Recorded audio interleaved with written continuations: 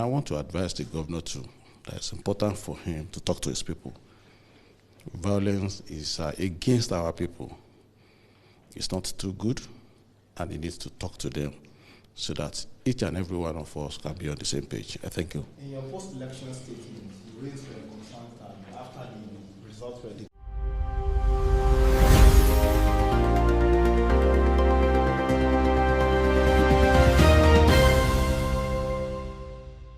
Kò dín láwọn òṣèré orí ìtàgé sinimá àgbéléwò tí wọ́n tó bí 100 àti àwọn ọ̀rẹ́ ará tí wọ́n jẹ́ ti òṣèré orí ìtàgé ní Taiwo Hassan ni wọ́n péjú pésẹ̀ sí gbọ̀ngàn tó wà ní iléeṣẹ́ amóhùnmáwòrán Lagos Television LTV8 láti lè ṣe àkànṣe àdúrà fún lórí bí ìlera ara rẹ̀ bó ṣe ń di ohun àná díẹ̀díẹ̀ pẹ̀lú bí ara rẹ̀ ṣe ń ṣòjòjò.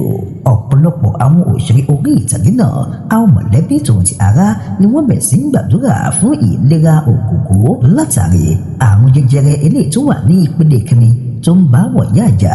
Ògógó la gbọ́ wípé ìpele tí ìlera ara rẹ̀ wà ló kù díẹ̀ káàtó bẹ́ẹ̀ sì ré ni ó ṣeé ṣe kó fẹ́ lè mú ẹ̀mí rẹ̀ lọ. Nítorí náà ọ̀pọ̀lọpọ̀ àwọn ọ̀rẹ́ àti ojúlùmọ̀ ni wọ́n ti bẹ̀rẹ̀ sí ń gbàdúrà fún kí ara rẹ̀ ó bá lè padà bọ̀ sípò. Lára àwọn tí wọ́n bẹ̀ níkàlẹ̀ láti gbàdúrà fún látàrí àwọn àgbààgbà òṣèré látòrí Jídé Kòsọ́kọ́, Yínká Quadri, Madam Sajẹ, Bukky Wright àti ọ̀pọ̀lọpọ̀ àwọn òṣèré orí ìtàgé mìíràn.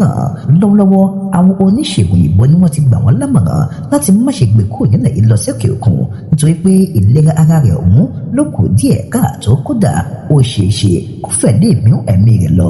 Wọ́n fà fi lè gbé sínú ọkọ̀ òfurufú lákòókò tí wọ́n wà yìí.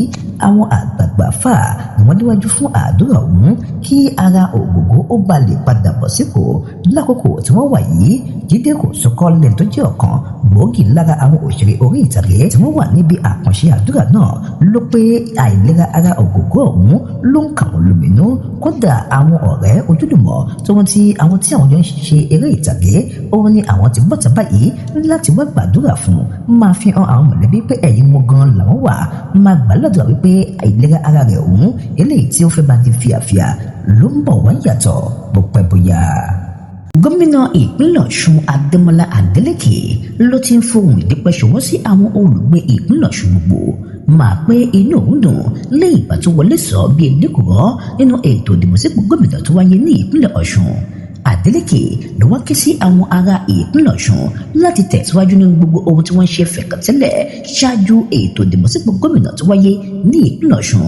Àmọ́ màá rántí láti ṣe ara wọn ní oṣooṣù ọ̀wọ̀ fún ìdàgbàsókè ìpínlẹ̀ Ọ̀ṣun gbogbo. Gómìnà Adeleke ló pe ìpè yìí nínú fúnkan kan ilé tó fi sójú òpó X-ray lọ́jọ́ Ẹtì àná máa pé òun dúpẹ́ lẹ́yìn ìgbà tí ó ti wọlé sọ bí ìdókòwò gẹ́gẹ́ bí gómìnà ní ìpínlẹ̀ Ọ̀ṣun láti lè tẹ̀síwájú fún ti sáà kejì. Ó wá dúpẹ́ púpọ̀ lọ́wọ́ àwọn ará ìpínlẹ̀ Ọ̀ṣun lórí àǹfààní tó fòun láti wà nípò gẹ́gẹ́ bí gómìnà lẹ́ẹ̀kan sí i. Lára àwọn tó fi ohùn dúpẹ́ ṣọwọ́ sí òun ni àwọn adarí ìlú, àwọn lọ́balọ́ba lóyè, àwọn adarí ẹlẹ́sìn, àwọn adarí ìlú gbogbo, àwọn tí wọ́n jẹ́ òṣìṣẹ́ ọba, àwọn òṣìṣẹ́ fẹ̀yìntì, àwọn ọ̀dọ́ ìlú, àwọn obìnrin ìlú, àwọn oníṣòwò, àwọn oníkàràkátà, àwọn àgbẹ̀, láì gbàgbé àwọn tí wọ́n jẹ́ olùgbé ìlú gbogbo tí wọ́n ń ṣe àtìlẹ́yìn fún ìṣèjọba rẹ̀ tí wọ́n sì ń pè fún ìtẹ̀síwájú lórí ìṣèjọba tòun Adeleke. Iléeṣẹ́ ọlọ́pàá lórílẹ̀‐èdè wa Nàìjíríà ẹ̀ka wọn ní ìpínlẹ̀ Ẹdó ni wọ́n ti ráwọ́ tó afurasí ajínigbé kan Chigozie Anthony lórí ẹ̀sùn wípé ó tàn arábìnrin kan wá sí ilé rẹ̀ máa bèrè fún ìdajì mílíọ̀nù kan owó náírà lọ́wọ́ àwọn òbí ọmọdébìnrin náà ìyẹn 500,000 naira. Chigozie ni ó wà láàrin àwọn bíi mẹ́ẹ̀ẹ́dógún tí ọwọ́ òfin bà gẹ́gẹ́ bí oníwà ọ̀daràn ní ìpínlẹ̀ Ẹdó.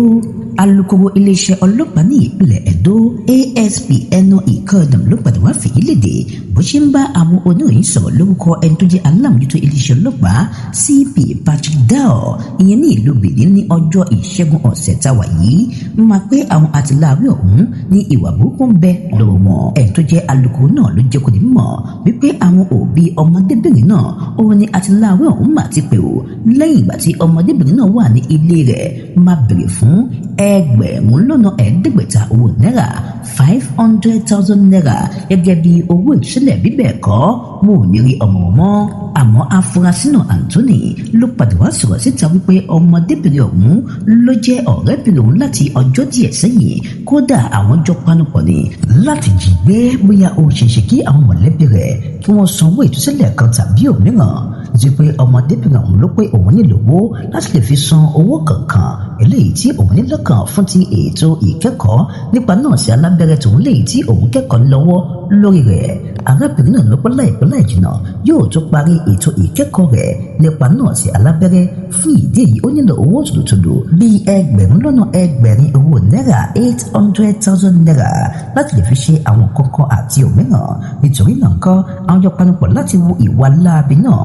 Iléeṣẹ́ ológun nílẹ̀ wa Nàìjíríà ní ìfọwọ́sowọ́pọ̀ pẹ̀lú àwọn òṣìṣẹ́ elétò ààbò tó wà ní ìpínlẹ̀ Ẹdó ni wọ́n ti láǹfààní láti dóòlà ẹnìkan ò táwọn àtìláàwí ọ̀hún jí gbé, ìyẹn ní ìjọba ìbílẹ̀ ìwọ̀ oòrùn Ẹ̀sàkó tó wà ní ìpínlẹ̀ Ẹdó. Ẹni tó jẹ́ onímọ̀ dáadáa nípa ìwà ìgbésùmọ̀mí tó ń ti ìjínigbé ìyẹn Zagazula Makama ló fèyí léde máa pé iṣẹ́ náà ní àwọn òṣìṣẹ́ elétò ààbò ọ̀hún gùnlé ní ọwọ́ aago 4:00 ìdájí lọ́jọ́ 21 oṣù kẹjọ ọdún táwa yìí.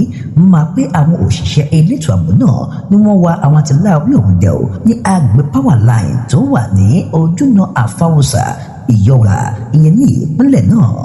Àwọn òṣìṣẹ́ elétò ààbò ọ̀hún ni wọ́n dúró sí ẹ̀bá abẹ kan láti máa wòye ibi tí wọ́n àti láàrin ọ̀hún bọ̀ wá gbà kọjá. Bí wọ́n ṣe kẹ́fì wọn ni wọ́n dáná ìbọn bò wọ́n lẹ́lẹ́yìí tó mú kí àwọn àti láàrin ọ̀hún tètè fẹsẹ̀fẹ́ ju ẹni tí wọ́n jí gbé sílẹ̀.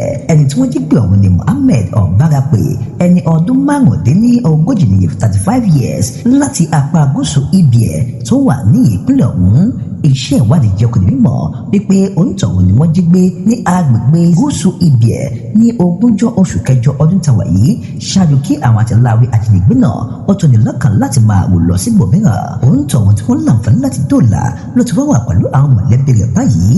Àwọn ohun ìjà tí wọ́n padà wá rí gbà padà, òun náà màtírí àwọn ìbọn ńláńlá bíi 6 nìyí tí wọ́n ti àwọn ohun ìjà mìíràn. Ìjọba ìpínlẹ̀ Ẹdó ni wọ́n máa ti fèsì sí ọ̀rọ̀ kan eléyìí tó ti bẹ̀rẹ̀ sí ní jà wàrà wípé àwọn ti fòfin de òǹkọrin tàkasúfèé ìyẹn David Adeleke lẹ́ni tó gbayé mọ̀ sí Davido láti máa mú eré ṣe ní ìpínlẹ̀ Ẹdó náà. Ẹni tó jẹ́ olùbánidámọ̀ràn pàtàkì lórí ọ̀rọ̀ ìròyìn àti ìlanilọ́yẹ̀ sí gómìnà ìpínlẹ̀ Ẹdó Monday Ọpẹ́bọlò ló padà wá fi èsì ọ̀hún síta lórúkọ ìjọba ìpínlẹ̀ Ẹdó. Máa pé irúfẹ́ ìròyìn bẹ́ẹ̀ ló jẹ́ ayédèrú pọ́nbélé tí pé ìjọba ìpínlẹ̀ Ẹdó ò fi ọjọ́ kọ̀ọ̀kan máa wọ́gilé kí Davido ó wá sí ìpínlẹ̀ Ẹdó náà láti wá mú eré rẹ̀ ṣe gẹ́gẹ́ bí olórin ní ìpínlẹ̀ Ẹdó. Ó pé gbogbo irúfẹ́ ohun bẹ́ẹ̀ ló jẹ́ ohun òṣèlú lásán. Bẹ́ẹ̀ sì rèé ìjọba ìpínlẹ̀ Ẹdó òun ni wọn ò lè tó sẹ́yìn irúfẹ́ ìwà bẹ́ẹ̀ kó wá jọba. Tẹ́ ẹ̀ bá gbàgbé ọ̀rọ̀ kan ló ń jà rẹ̀ lẹ́nu ọjọ́ mẹ́ta yìí wípé olùrànlọ́wọ́ kan sí gómìnà ìpínlẹ̀ Ẹdó ló ti kéde wípé wọ́n ti fi òfin de Davido kó má bàa wá sí ìpínlẹ̀ òun wá wípé òun fẹ́ wá ṣeré tàbí dá ẹnikẹ́ni lára yá. Bákan náà ló tún ṣẹ́kànlẹ̀ lórí ọ̀rọ̀ gbèsè tí ń bẹ nílẹ̀ fún ìjọba ìpínlẹ̀ Ẹdó. Máa pé gbèsè kan ìyẹn oní bílíọ̀nù 160 níye 59 bílíọ̀nù náírà eléyìí tí àwọn kan pé àwọn jẹ ló jẹ́ irọ́ pátápátá o. Máa pé ìṣèjọba gómìnà Monday Ọpẹ́bọlò ní ò jẹ́ ẹnikẹ́ni ní gbèsè kankan ṣáájú kó tó wọ ọ́fíìsì tàbí lẹ́yìn ìgbà tó wà ní ọ́fíìsì rẹ̀ gẹ́gẹ́ bí gómìnà. Aláṣẹ lórílẹ̀‐èdè wa Nàìjíríà Bọ́lá Ahmed Tinubu ló ti pa láṣẹ kí àwọn òfin ọba George Nwabueze lẹ́ni tó léwájú fún ayédèrú àjọ kan táwọn kan gbé kalẹ̀ sínú àyíká ọ́fíìsì akọ̀wé àgbà lórílẹ̀‐èdè wa Nàìjíríà. Aláṣẹ Tinubu ló tún pàṣẹ kí wọ́n fi ọwọ́ júwe lé onígbà díẹ̀ náà fún àwọn tí wọ́n jẹ́ akọ̀wé àgbà bíi 3 ọ̀tọ̀ọ̀tọ̀ látòrí MS Danjuma, onímọ̀ ẹ̀rọ Nadungu Gagari pẹ̀lú Richard P. Glenwang. Àwọn mẹ́tẹ̀ẹ̀ta ọ̀hún ni àjọ tí ń gbógun ti ìwà tí ò tọ́ tó ń tẹ́lẹ̀ tí ń ṣiṣẹ́ ìwádìí lórí àwọn ìwà ìbàjẹ́ lóríṣiríṣi ICPC ní iṣẹ́ ìwádìí wọn nàka sí wọn gẹ́gẹ́ bí àwọn tí wọ́n lọ́wọ́ nínú ìwà ìbàjẹ́ ọ̀hún lórí ìdásílẹ̀ àjọ ayédèrú kan tí wọ́n pẹ́ ìjọba ni wọ́n lọ́wọ́ sí. Ẹni tó jẹ́ alága lájọ ICPC lórílẹ̀‐èdè wa Nàìjíríà ọ̀mọ̀wé Musa Adamu Aliyu ló padà wá fèyí léde lákòókò tó ń bá àwọn oníròyìn sọ̀rọ̀ ní iléeṣẹ́ ààrẹ lọ́jọ́ Ẹtì òní.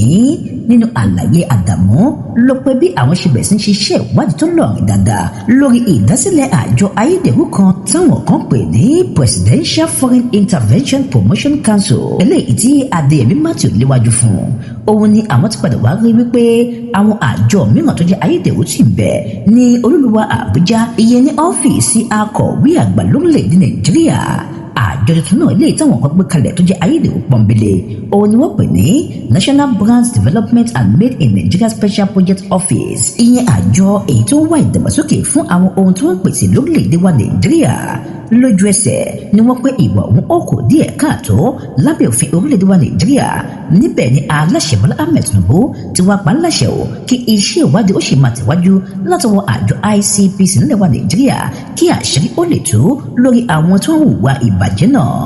ọmọye sípò gómìnà ní ìpínlẹ̀ Ọ̀ṣun lábẹ́ àtíbàbà ẹgbẹ́ òṣèlú All Progressives Congress APC Bọ́lá Oyebamiji ló ti ṣe àbẹ̀wò sí aláṣẹ Bọ́lá Ahmed Tinubu ìyẹn ní iléeṣẹ́ ààrẹ tó wà ní olúluwa Àbújá. Ìpàdé ọ̀hún ni wọ́n ṣe ní ọjọ́ Ẹtì òní. Kódà ẹni tó jẹ́ olùrànlọ́wọ́ pàtàkì lórí ọ̀rọ̀ ìròyìn orí ayélujára Olúṣẹ́gun Dàda ni ó padà wá fi ìlédè lójú òpó X Dàda jẹ́ kó di mímọ̀ pẹ̀lú fọ́nrán kan léyìí tí ó gbé jáde wípé aláṣẹ Bọ́lá Ahmed Tinubu ló fàyè gba aṣíwájú Bọ́lá Oyèbámẹ́jì ní iléeṣẹ́ ààrẹ o lẹ́yìn ìgbà tí Oyèbámẹ́jì tó pàdánù ìdìbò eléyìí tó wáyé ìyẹn ní ọjọ́ àbámẹ́ta tó lọ sí ọwọ́ Adémọ́lá Adeleke.